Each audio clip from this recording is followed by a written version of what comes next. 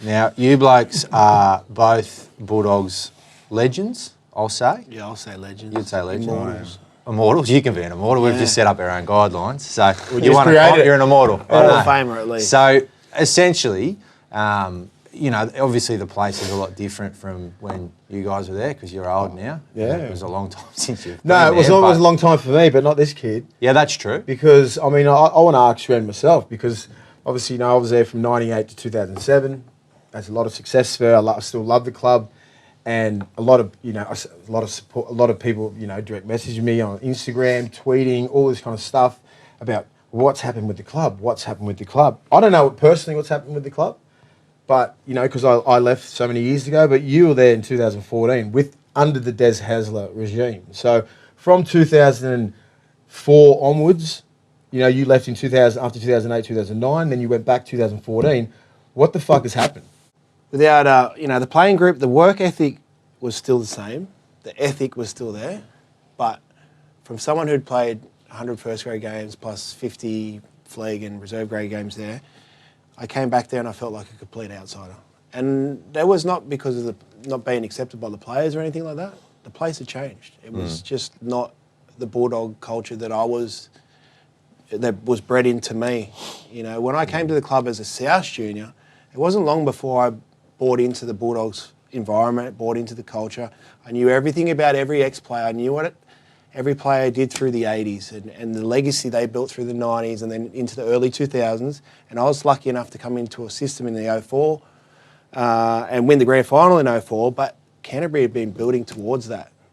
When I went back in 2014, it was like I'd never ever played there. It was different, and that was just the way that I guess Des and the place wanted to be run. I don't think they wanted to have any sort of history with the club. Des Hasler is a manly person with a Bulldog shirt on. Yeah. You know, that's his vehicle to be successful as a coach, to be at Canterbury, but he will always be manly. If you take him into a room and you held him at gunpoint and said, "Who do you go for?" He's going to say, I'm a manly person. What about Northern Eagles? No? No, just manly. And I'll give you my little Des Hasler little taste. I mean, I was just after my Manly stint, there was talk that I was going to go to the Bulldogs, and I had a meeting with Des Hasler. And I was keen, you know, it sounded really good on paper. Oh, you go back, play your 300th game for the club, blah, blah, blah. I was just like, yeah, it sounded really good, but like, okay, let's just talk a bit of footy. And Des comes, you know, I meet him in Darling Harbour or some crap like that. We have a coffee and we just start talking about football, just in life in general. And he just, bang, put out this big book, about that thick. It's stats on everything.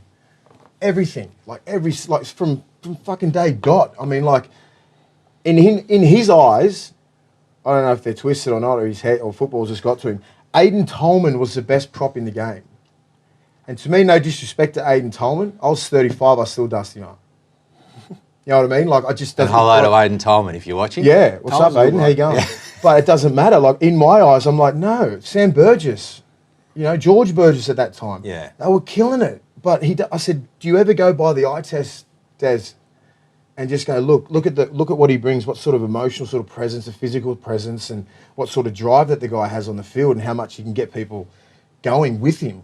You know, the leadership skills, instead of, you know, finding your front on the play of the ball, you know, tackling 45 times. There's a reason why you tackle 45 times if you're a front rower, because you're a spot player. Yeah. You know what I mean? Like, Yeah. you don't get run at. I don't get run at 50 times a game because I would hope to think that I could actually tackle all right. But at that stage, it really, really put me off rugby league and pretty much forced me to France. That was pretty much the end of... I remember when that happened. And I told you. back from the meeting, It done my head in. Yeah, it did. I was like, I think I don't know how to play football anymore. Look, the way Canterbury are playing... France seems so good right now. Can I go to the south of France and retire, please? Thank you. It's just the way... Sorry, and the best thing he said was, go to France and enjoy the last year.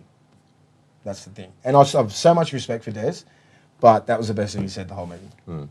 Well, look, I mean... And you met for 2 hours. It basically leads into... We talked for a whole day and we had 20 beers. Look, he's a super intelligent human, and I think he's Too smart. Too smart for rugby league. I just think you need to peel it back a little bit. You need to have your team fit, and then you need to have them...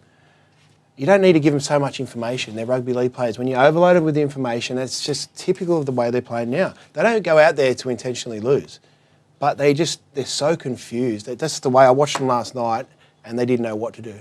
you know, Sam Cassiano's getting the ball on the 4th tackle, or the 5th tackle. Where's the half? Or it's just so much information driven into the players.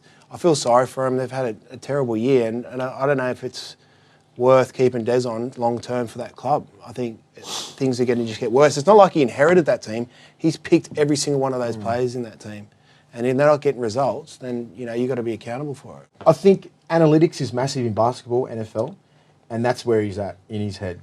You know, he's doing meters after the tackle, all these little things that coaches don't really give a shit about. And as Ren touched on, the game hasn't evolved that much. You run hard, you tackle hard, you have more fight. All these little things will win you a game. Completions, all that kind of stuff. You can go into that kind of, you know, that sort of statistics, but not the stuff that he was ripping out to me. I've never heard of these stats. You can't even say statistics. I can't even say statistics. And I didn't know what he was talking about at the start. So like, it was it really threw me off. I was like, man, what are you doing to these guys? How do you say that to a front rower? Because I remember at the time you were actually quite excited about going back to the Bulldogs. It felt like a feel-good story. And I know, Ren, you were the same when you were going back. It just felt like a really nice way to finish your career, to give back to the club. Yeah, I don't regret going back there. No. Just things were different, you know. And like you got to mentor some young kids and that's another thing what Ren told me. He goes, it's totally different. Because I told Ren, I said, I'm going to meet Des. And he goes, it's not the same. I said, and I knew it wasn't going to be the same. And that's what I don't like. Whatever I did at the Dogs is my legacy. That's it. I want it to stay there. I don't want it to change. I don't want to go back. And it would have. It would have changed. We would have won the comp, something like that. Wow.